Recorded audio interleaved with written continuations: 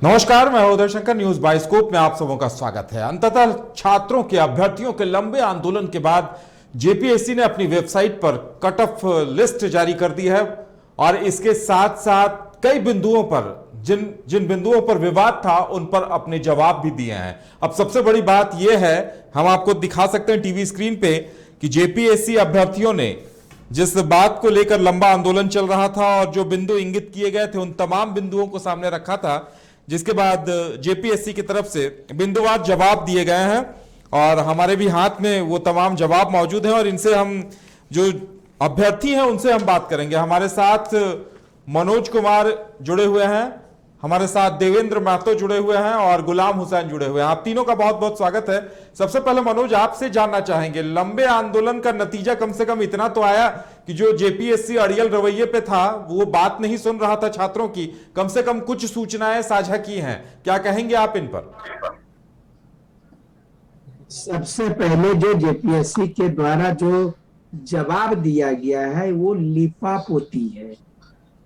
स्पष्ट शब्दों में कह रहे हैं कि ये लोग फंस चुके हैं और फंस जाने के बाद में खिसियाली बिल्ली खंभा नोचे वाला स्थिति उत्पन्न हुआ है। ये जो है खुद बोल रहे हैं कि जो सीरियल नंबर पास किए हैं उसको मान रहे हैं और इसको औपबंधिक रिजल्ट कहते हैं, यानी उसको हम हटा देंगे बाद में जी। तो वो लड़का परीक्षा क्यों देगा जी? आप बात कर रहे हैं कि औपबंधिक रिजल्ट मान रहे हैं। दूसरा बोलते हैं कि लड़कियों को मतलब जो कट ऑफ जारी किया गया है, आप देखे होंगे कि सामान्य वर्ग के लड़कियों का वही कट ऑफ है, वह एससी के भी लड़का लड़की का वही कट ऑफ है, वह एसटी के भी लड़का लड़की का एक ही कट ऑफ है। तो दो कट ऑफ क्या जारी करना चाहिए? एक ही कट ऑफ जारी करता है। जो लड़कियों का कट ऑफ वही है, तो ये सामान्य वर्ग का कट ऑफ है कि लड़कियों का कट ऑफ है? विकलांग का भी समान, वो अगर मान लीजिए कोई एससी है तो एससी में ही उसका कट ऑफ वही है, तो उसको एससी का फायदा मिला कि उसको विकलांग का फायदा मिला, वो तो कुछ पता ही नहीं चल पाता। बिल्कुल, मेल और फीमेल में कहीं कोई अंतर तो दिखाई नहीं देता, तो फिर उसे अलग अलग फीमेल में अंतर दिख रहा है, न मेल फीमेल में अंतर दिख रहा है, न हैंडीकैप्ड और जनरल मेल फीमेल में अंतर दिख रहा है। ये पूरी तरह से हम लोगों को बरगलाने के लिए और इस आंदोलन को जैसे तैसे कि हम दबा दें और हम लोग जैसे तैसे रिजल्ट जो दिए हैं उस पर लिपापोती किया जा रहा है। सिंगल कट ऑफ का मैं वीडियो वायरल कर रहा हूँ।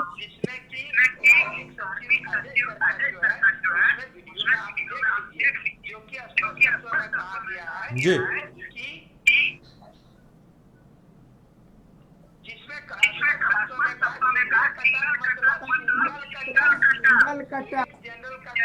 जनरल का कट ऑफ होगा जिसमें सारे कैटेगरी के लोग इसमें आ जाएंगे और यदि नहीं पूरा 15 गुना होगा उस कैटेगरी का तब हम कट ऑफ करेंगे। तीसरी बात ये बोलते हैं कि विकलांग का हमको मिल गया इसलिए विकलांग का अलग से नहीं दिए। तो जो जनरल कैटेगरी में जो रिजल्ट आया है उसमें एक भी एसटी एससी ओबीसी नहीं गया है, क्योंकि आप जो लास्ट में जो दिए हैं एसटी एससी ओबीसी का रिजल्ट उसमें तो 15 गुना दिए हैं। इससे साफ जाहिर है कि एक भी ST SC OBC general category में नहीं पास हुआ। और यदि वहां पर 10-15 भी कम चले गए थे तो 10-15 रिजल्ट कम, 15 गुना में तो कुछ तो कम होना चाहिए, लेकिन कोटिवार आप 15 गुना भी दिए हैं। और जनरल कैटेगरी में भी जो है सो बोलते हैं कि वहां हमको मिल गया विकलांग इसलिए अलग से नहीं दिए, तो वहां आपको एक भी जनरल कैटेगरी में हमारा एसटी एससी ओबीसी नहीं मिला, जो कि आप लास्ट में 15 गुना रिजल्ट दिए हुए हैं। जी मनोज, यानी अभी कई विसंगतियां हैं जिनके जवाब आने बाकी हैं और जो जवाब जेपीएससी ने दिया है आप उससे कतई संतुष्ट नजर नहीं आ रहे? कुछ भी संतुष्ट नहीं। हमारे जितने भी छात्र हैं उन्होंने 230 नंबर वाले पास करने वाले कैंडिडेट का दिए हैं, तो उस पर भी आप मौन है, वो नहीं मानते हैं। अगर यदि सबसे बड़ी बात है इतनी बड़ी संवैधानिक संस्था है और इस संवैधानिक संस्था पर बैठे हुए जो अध्यक्ष महोदय जितने भी जेपीएससी के और भी अधिकारी लोग, वो लोग छात्रों को प्रूफ मांगते हैं और जब छात्र प्रूफ देते हैं तो उसको वो मानते नहीं, तो हमको प्रूफ मांगते क्यों है? बिल्कुल मनोज, आपके पास लौटते हैं। हमारे साथ गुलाम हुसैन भी जुड़े हुए हैं। गुलाम हुसैन, आपका भी स्वागत है। गुलाम हुसैन, आपसे जानना चाहेंगे, ये जो जवाब दिए गए हैं जेपीएससी की तरफ से, आप क्या कहेंगे उस पर?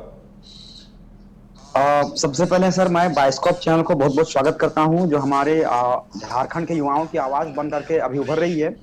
देखिए, लंबे समय के बाद, बहुत लंबा स्ट्रगल के बाद, आयोग ने अपने अड़ियल रवैये से नीचे उतरते हुए आयोग ने जो कटअप जारी किया है, वो कटअप एक तरह से देखा जाए तो हम झारखंड के युवाओं को संतुष्ट नहीं कर पाई है, क्योंकि हम लोगों ने जो भी मांग पत्र उनके पास सौंपा था, जो भी दिया था, उन्होंने कहा था उस दिन की ऑल आर एक्सेप्टेड।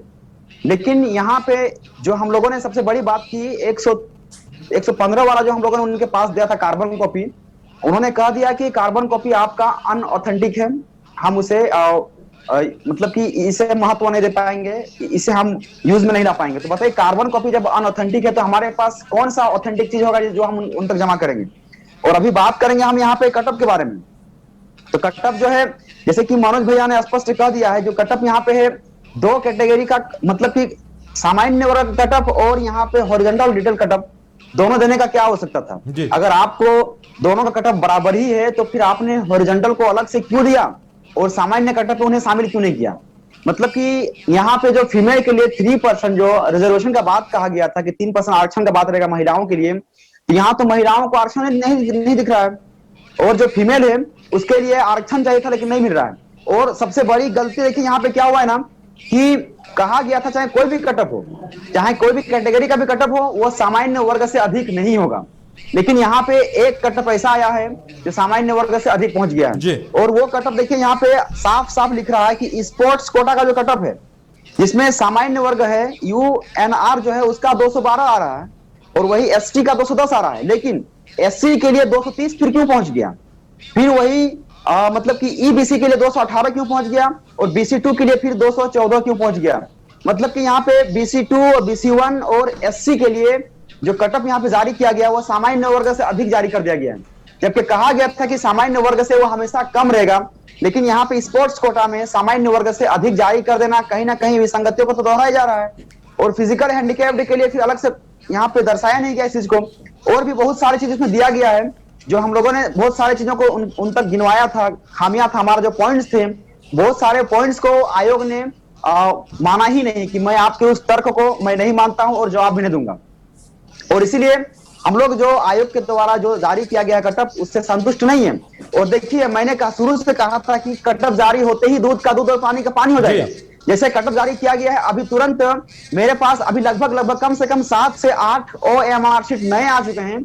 ऐसे ओएमआर शीट आए हैं जिसका अंक कोई बोलते हैं कि 260 आया है, 258 आया है, 264 आया है। इस तरह के ओएमआर शीट आना शुरू हो चुका है। और सबसे बड़ी बात की, बहुत सारे युवा ये इस बात का शिकायत कर रहे हैं कि जो 4 प्रश्न थे आयोग के, 4 प्रश्नों का उत्तर जो है अभी तक से आयोग ने सही नहीं दिया है।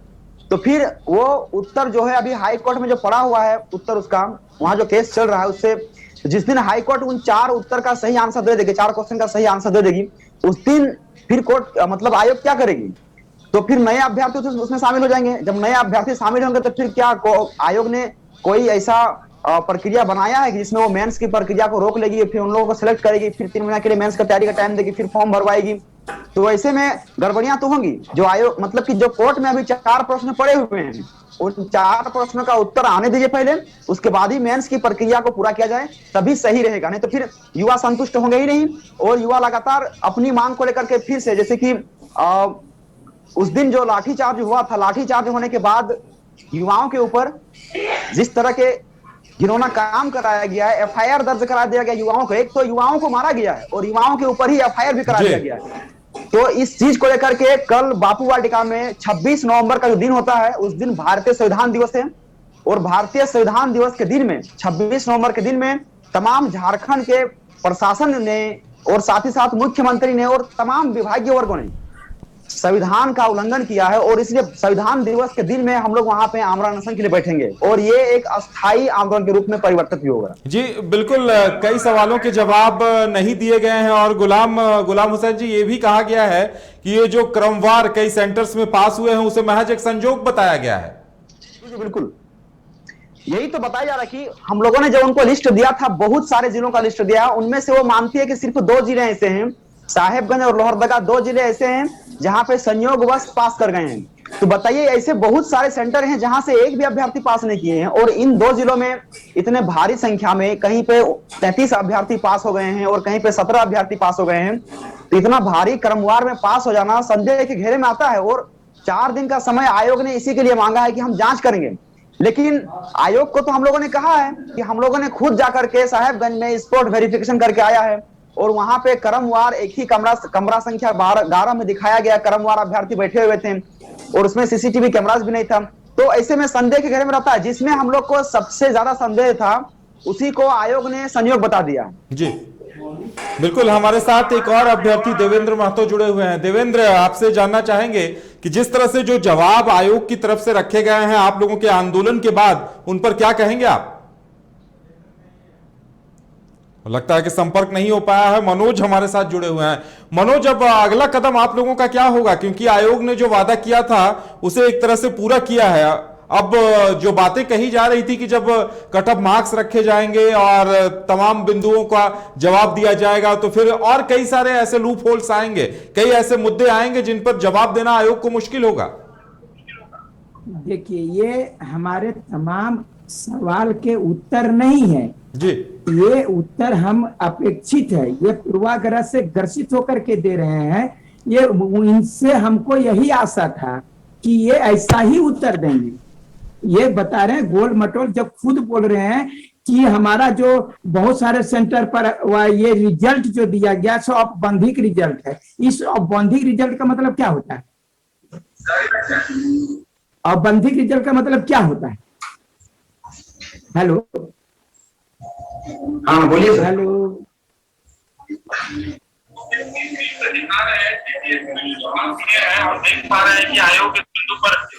चाहता तो आप लोगों के जो भी जवाब है वहां लिखा गया है, ऐसा तर्क दिया गया है कि एक अभ्यर्थी जिसका क्रमांक कितना है उसे 266 अंक मिलने के बावजूद चयन नहीं हुआ, तो कट ऑफ 260 से कम 240 अंक ही प्राप्त हैं। कई सवालों के जवाब कहा गया है कि पूर्वाग्रह से ग्रसित हैं, ऐसे सवाल रखे गए हैं। तो मनोज, जाहिर सी बात है, ऐसे में लगता है कि ये विवाद अभी और तीव्र पकड़ेगा।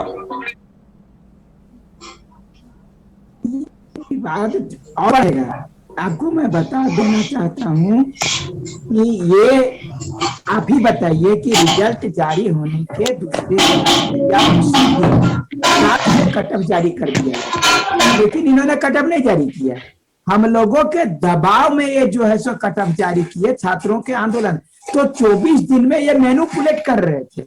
अगर बता रहे हैं जो हम परसों गए थे तो ये परसों ही बोल दिए होते कि हमारा जो जवाब है हम यही जानते हैं, हम अब इसका जवाब नहीं दे सकते, हमसे कोई गलती नहीं हुई। इन्होंने क्या कहा कि जो भी आपके सवाल हैं हमको दीजिए, तो वो हमको जवाब सामने सामने हो गया रहता। ये सामने सामने होकर के ये वेबसाइट पर जारी करते हैं। ये वेबसाइट पर जारी करते हैं। जिस दिन हमने प्रतिनिधि मंडल गए उस दिन बोले कि नहीं आप लिख के दीजिए, हम 4 दिन के बाद जवाब देंगे। अगर कोई गलती नहीं है, अगर चोर का बता रहे हैं कि कोई चोरी नहीं किया तो स्पष्ट रूप से बोलेगा कि मैंने चोरी नहीं करी है। लेकिन ये कहिएगा कि हम तो चोरी किए हैं कि नहीं, हम 4 दिन के बाद जवाब देंगे। इससे साफ जाहिर होता है कि आप इतने दिन में मैनिपुलेट कर रहे थे। ये हमारा जो लड़का 266 वाला है उसको भी घटा करके आप बता रहे हैं। मेरा जो 230 लाया है लड़का और उसको जो पास किया है उस रोल नंबर का जवाब आप नहीं दे रहे हैं। तो 230 वाला पास किया है उसको आप तो नहीं बता रहे हैं, और उससे ज्यादा अंक वाले लाने वाले फेल हैं। और अभी जैसा कि गुलाम जी ने बताया कि जैसे ही कट ऑफ जारी हुआ ऐसे 5 से 7 लड़के अभी तक हमारे पास आ गया है OMR सीट, जो ये बताते हैं कि इनके कट ऑफ मार्क्स से मेरा मार्क्स ज्यादा है लेकिन हम फेल हैं। अगर यदि इन्होंने किसी प्रकार का कोई चोरी नहीं किया था, कोई गड़बड़ी नहीं किया है, तो हम बोल रहे हैं कि बीपीएससी की तरह आप सारे छात्रों का आप जितना मार्क्स लाया है आप पब्लिक डोमेन में क्यों नहीं डाल रहे हैं, सार्वजनिक क्यों नहीं कर रहे हैं? जब वह 5 लाख लड़का बीपीएससी में परीक्षा दिया था, कौन लड़का कितना नंबर लाया है, आराम से वेबसाइट में जाइए, अपना नंबर को देखिए। कोई भी व्यक्ति किसी का जो है वो नंबर देख सकता है। रोल नंबर वाइज नंबर दे दिया गया है, रोल नंबर देखिए कितना नंबर वो लाया। इससे क्या पता होगा आपको? जो पास किए हैं उन लड़कों का भी नंबर आप जारी नहीं कर रहे हैं, जो फेल है उन लड़कों का भी नंबर जारी नहीं कर रहे हैं, तो हम ये कंपैरिजन कैसे करेंगे? बिल्कुल, यानी अब आप लोगों की लड़ाई इस बात को लेकर होगी कि जितने छात्र पीटी में बैठे थे उन सभी के मार्क्स पब्लिक डोमेन में लाए जाएं, उन सभी के मार्क्स जारी किए जाएं। बिल्कुल, ये पब्लिक डोमेन में देंगे। देखिएगा दूध का दूध और पानी का पानी होगा। आप ये लोग पूरा झोल फांस कर रहा है कि जैसे तैसे जो लड़का को बुलाया गया डेलीगेट के लिए, बोला कि 23 नवंबर के आइए आपसे हम वार्ता करेंगे, जो जो डेलीगेट में गया उसी पर केस कर दिए। ये क्या मतलब है? मैंने तुम आओ तुमको हम केस करेंगे। वो केस करने के लिए बुलाए थे कि हमको वार्ता के लिए बुलाए थे? ये स्पष्ट होना चाहिए। ये उल्टी हम लोगों पर केस करके हमको डरा रहे हैं, धमका रहे हैं। ये पूरी तरह से हम आप हेलो बिल्कुल। तो ये थे हमारे अभ्यर्थी मनोज, जो बता रहे हैं कि जो जवाब दिया गया है उससे वो बिल्कुल भी संतुष्ट नहीं है। उनका कहना है कि जिस तरह से कट ऑफ मार्क्स रखे गए हैं, अलग अलग कॉलम में दर्शाए गए, हम आपको टीवी स्क्रीन पे दिखा रहे हैं कि जिसमें मेल और फीमेल के अलग अलग कैटेगरी दिखाई गई है, लेकिन कट ऑफ मार्क्स में कोई फर्क नहीं है। आप देख सकते हैं टीवी स्क्रीन पे, और जो जवाब दिए गए हैं उनसे ये बिल्कुल संतुष्ट नहीं है। उनका कहना है कि जेपीएससी ने आईवास करने की कोशिश की है, आंदोलन इनका अभी और चलेगा। और छात्रों ने यह भी कहा है कि जेपीएससी अगर पारदर्शिता लाना चाहता है और तमाम तथ्यों को पब्लिक डोमेन में रखना चाहता है, तो किस अभ्यर्थी को कितने मार्क्स मिले हैं, किसने कितने प्रश्नों के सही जवाब दिए थे, उन तथ्यों को सामने रखा जाए। हमारे साथ गुलाम हुसैन जुड़े हुए हैं। गुलाम हुसैन, हम समझ सकते हैं आप लोगों की मांग यही है कि पब्लिक डोमेन में मार्क्स रखे जाएं ताकि यह पता चले कि कौन कितने नंबर से फेल हुआ। बिल्कुल, हमारी मांग जो है सर बिल्कुल जायज है। हम लोगों ने जिस दिन डेलीगेट के लिए वहां पे गए थे उस समय भी हम लोगों ने कहा था कि जो भी मार्क्स, मतलब कि जो क्रमवार में साहेबगंज और लोहरदगा का जो बात चल रहा है, वहां के अभ्यर्थी जो क्रमवार में पास किए हैं उनके नंबर को भी पब्लिक डोमेन में लाया जाए। उसके बाद ऐसे अभ्यर्थी जिनका कट ऑफ मार्क्स ज्यादा है, जैसे कि कोई 272 लाने के बाद भी फेल हो गया है, तो वो किस वजह से फेल हुआ है उसको भी आप पब्लिक डोमेन में लाइए और बताइए कि ये इस वजह से फेल हो गया है। और क्योंकि ऐसा होता है कभी कभी ना कि ओएमआर शीट भरते वक्त क्रमांक संख्या भरने में थोड़ा सा कहीं त्रुटि हो गया, एरर हो गया, तो उससे भी अभ्यर्थी दिग्भ्रमित होते हैं। तो इसीलिए भी कि जिनका मतलब कि एरर हो गया है, ओएमआर शीट रिजेक्टेड हो गया है, तो वैसे अभ्यर्थियों का भी ओएमआर शीट को मतलब पब्लिक डोमेन में लाना चाहिए। और क्रमवार जहां से अभ्यर्थी पास किए हैं उनका भी पब्लिक डोमेन में लाना अनिवार्य है। और इस बात को हम लोगों ने आयोग के पास रखा भी था जी, लेकिन आयोग ये कह के नकार दे रही है कि हम लोगों ने आपको कार्बन कॉपी क्यों दिया है। अगर कार्बन कॉपी आपको दिया हुआ है तो फिर आप दोबारा पब्लिक डोमेन में ओएमआर शीट को लाना, ये थोड़ा सा बेतुका सा सवाल है। लेकिन फिर भी मैं आयोग के अध्यक्ष से पूछना चाहूंगा कि अगर ये बेतुका सा सवाल है तो फिर आपने ये क्यों कह दिया कि कार्बन कॉपी जो हमारे पास है, जो हमारे पास खुद का प्रूफ है कि हमने कितना मार्क्स लाया है, कितना प्रश्नों का उत्तर सही दिया है, और आप उसको जब वैलिड नहीं मानते हैं, आप जब बोल देते हैं कि ये कार्बन कॉपी अनऑथेंटिक है, तो बताइए कि हमारे पास कौन ऐसा प्रूफ है जो आपके लिए ऑथेंटिक माना जाएगा? अरे दूसरा मोबाइल है वो, दूसरा मोबाइल। यही सब सवाल है सर, पब्लिक डोमेन में लाना पड़ेगा। जब तक से पब्लिक डोमेन में नहीं आएगा तब तक से फिर कैसे पता चलेगा? बिल्कुल गुलाम, यानी आप लोगों का आंदोलन अभी बदस्तूर जारी रहेगा, क्या रणनीति होगी आगे? अब देखिए, कल की रणनीति जो हमारी है 26 नवंबर को आमरण अनशन शुरू होगा, क्योंकि उस दिन भारतीय संविधान दिवस है। और संविधान दिवस के दिन में हम लोग आमरण अनशन इसलिए कर रहे हैं क्योंकि अचानक से देखिए सर कि जो वहां पे भगदड़ हुआ, थोड़ा बहुत जो भी हुआ, लाठीचार्ज हुआ, युवाओं के ऊपर लाठियां बरसाया गया, बहुत सारे युवाओं का पीठ फट गया, बहुत सारे युवाओं का हड्डियों में चोटें पहुंची। और उसके बाद वो दिन भर पूरा सही रहता है। वो एक दिन बीतने के बाद जब राज्यपाल महोदय उनको बुलाया जाता है, उनको और एसपी साहब को जब बुलाते हैं, तो फिर उसके इवनिंग टाइम में फिर मामला दर्ज किया जाता है कि ऐसे ऐसे शख्स हैं जिन्होंने वहां पे लगातार लाठीचार्ज को उकसाने में अपना योगदान दिया है और उन्होंने कोरोना गाइडलाइन का पालन नहीं किया है। वो पैंडेमिक एक्ट के तहत हम लोगों के ऊपर एफआईआर दर्ज करवा दे रहे हैं।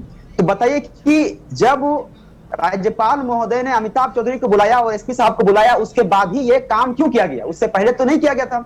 मतलब कि कहीं ना कहीं ये झारखंड के युवाओं की आवाज को दबाने का प्रयास किया जा रहा है। एक साजिश के तहत हमारी आवाज को दबाया जा रहा है। एक तो लाठियां भी हम ही खाएंगे और ऊपर से एफआईआर भी हमारे ही ऊपर होगा। तो संविधान हम लोगों ने भी पढ़ा है, हम लोग सब पीसीएस के स्टूडेंट हैं, यूपीएससी के स्टूडेंट है, संविधान हम लोगों ने भी पढ़ा है, हमारे अंदर भी समझ। यानी तमाम अभ्यर्थी पारदर्शिता की मांग कर रहे हैं, बदले में लाठी खानी पड़ रही है और उस पर से आंदोलन और एफआईआर भी दर्ज हो रहा है। हमारे साथ एक और अभ्यर्थी देवेंद्र कुमार महतो जुड़े हुए हैं। देवेंद्र जी, स्वागत है आपका। जेपीएससी ने जो जवाब रखे हैं, आप कहां तक संतुष्ट हैं और क्या कहेंगे उन पर? जी सबको नमस्कार। ये जो अभी जवाब आया है, इस पे हम लोग जो चाह रहे थे उसके अनुरूप नहीं आया है, क्योंकि ये जवाब टाल मटोल वाला है। हम लोग जो पहला दावा किया था कि 115 वाले पास कैसे हैं और उसके ऊपर वाले फेल कैसे हैं, एक नमूना दिए थे जिसको नमूना को वो गलत बता रहे हैं। तो आखिर ये भी साथ साथ बताना चाहिए कि 230 नंबर वाले पास कैसे हैं, 115 क्वेश्चन बना के पास कैसे हैं, इसका उसके पास जवाब नहीं है। और ना ही अभी जो जवाब दिए उसमें भी ये जवाब नहीं दे पाया, क्योंकि इसके पास जवाब नहीं है। और हम लोग तो एक मात्र नमूना पेश किए, वैसे वैसे हमारे पास बहुत OMR है जो इनका कट ऑफ से ज्यादा मार्क्स लाए हैं और वो अभी वो बाहर है, जो एक एक करके हम लोग सबका सबूत पेश करेंगे इस तरह से। और फिर अभी जो हम लोग का एक महत्वपूर्ण जो एक ये उन्होंने जो हम लोग का बात को जो है कि गलत बता रहा है कि कार्मिक प्रशासनिक सुधार एवं राजभाषा विभाग द्वारा जारी संयुक्त असैनिक सेवा परीक्षा नियमावली 2021 के खंड 17 का 2 में सभी श्रेणियों का एक सिंगल कट ऑफ जारी होगा। ये बहुत महत्वपूर्ण विषय है। जो जवाब में दिया कि यह दावा नियमों को गलत रूप से पढ़ने के फलस्वरूप किया गया है जी, ये पूरी तरह दिग्भ्रमित करने वाला जवाब है। मैं बता दे रहा हूँ कि ये तो जवाब दे दिया अपना कि हम लोग को गलत ठहरा दिए, लेकिन ये जवाब हम लोग कोर्ट के माध्यम से इनको बताएंगे कि हम लोग का जो दावा है वो पूरी तरह सही है और आपने गलत किया, सिंगल कट ऑफ जारी नहीं करके, जिसके बदले में आप हमें कह रहे हैं कि दावा गलत किए हैं। ये आपको हम आश्वस्त करना चाहते हैं। मैं कई बड़े बड़े एडवोकेट से भी सलाह लिया हूं इस गजट के बारे में। स्पष्ट रूप से उल्लेख है सिंगल कट ऑफ का, और सिंगल कट ऑफ इन्होंने जारी नहीं किया है और इसी से बचने के लिए उन्होंने हम लोग पे थोप रहा है कि यह दावा नियमों को गलत रूप से पढ़ने के फलस्वरूप किया गया। ये बिल्कुल बहुत गलत जवाब है आयोग का, ये चोर वाला जवाब है। और जेपीएससी शुरू से कचरा का डब्बा रहा है और इस बार भी जो है कि कचरा का काम करने जा रहा है, उस कचरे काम को, उस काले काम को आगे जारी रखने के लिए टाल मटोल का जवाब जो हम लोग को दे रहा है। इसके अलावा मैं आपके चैनल के माध्यम से कह रहा हूँ कि कई ऐसे और हमारे पास पुख्ता सबूत है, विस्फोटक सबूत है, जिसको हम लोग ने नहीं किया था जमा। जैसे क्वेश्चन लीक का बात है, एब्सेंट को पास करने का बात है, 15 और फिर और एक जवाब ही नहीं दिए कि 15 गुना रिजल्ट जारी करना था, इस 17 गुना रिजल्ट जारी किए हैं, उस पर जवाब नहीं दिए। तो ये पूरी तरह टाल मटोल वाला जवाब है, ये असंतुष्ट वाला जवाब है। ये कहीं पे इस जवाब पे कोई दम नहीं है। ये जवाब जो है कि अपना पूर्ति करने वाला जवाब है। बिल्कुल, यानी आप लोगों का दावा है कि प्रश्न पत्र भी लीक हुए थे, इसके साथ साथ जो छात्र पीटी परीक्षा में एब्सेंट थे वो भी पास हो गए हैं। तो ये अपने आप में बड़ा सवाल है। ये तमाम तथ्य अब रखे जाएंगे। तो देवेंद्र महतो, क्या माना जाए कि जेपीएससी ने जो जवाब अभी पब्लिक डोमेन में रखे हैं उससे जेपीएससी कहीं ना कहीं और सवालों में घिरती नजर आ रही है क्या? जी बिल्कुल घिरती आएगी। इन्होंने हम लोग का एक दावा को एक्सेप्ट भी किया है कि लगातार क्रमवार जो पास किए हैं 3-4 सेंटर में।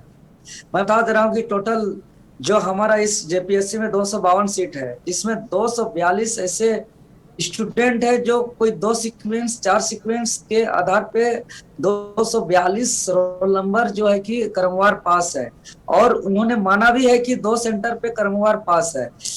और ये जो है कि इसका कारण अपरिहार्य कारण बता रहे हैं, इनका जांच किया जाएगा। तो मैं मांग करता हूं कि अपरिहार्य कारण क्या है वो सार्वजनिक, वो भी पब्लिक डोमेन में जारी किया जाए।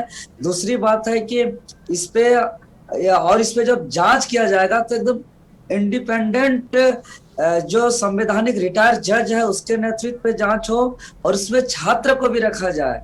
चूंकि छात्र को नहीं रखने के फलस्वरूप जो है कि अपने आधार पर बनाते हैं, अपने आधार पर जवाब देते हैं और अपना जो नियम है इसको छोड़ देते हैं। जैसे जो अभी सिंगल कटअप वाली बात है कि इन्होंने झारखंड सरकार गजट बनाया है सिंगल कटअप का और उसको नियमावली को पालन नहीं किए और जो है कि अपने तरीके से अपना कटअप जारी किए और उसको फिर अभी हम लोग जब डिमांड कर रहे हैं तो अपने अलग तरीके से जवाब दे रहे हैं। तो इस तरह का टाल मटोल वाले जवाब अब बिल्कुल नहीं चलेगा।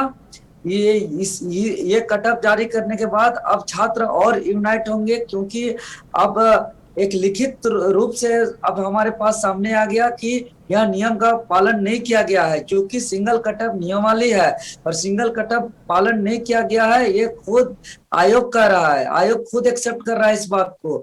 इसीलिए छात्र अब जो है कि और यूनाइट होंगे और ये मूवमेंट और ज्यादा तेज होगा।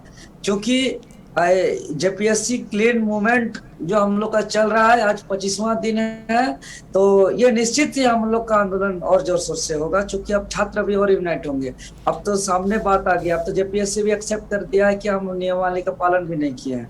बिल्कुल। गुलाम हुसैन, चलते चलते आपसे भी प्रतिक्रिया लेना चाहेंगे कि क्या वाकई में अब जो जवाब लिखित तौर पर जेपीएससी ने दे दिए हैं उससे वो कहीं ना कहीं और मुश्किलों में घिरता नजर आ रहा है?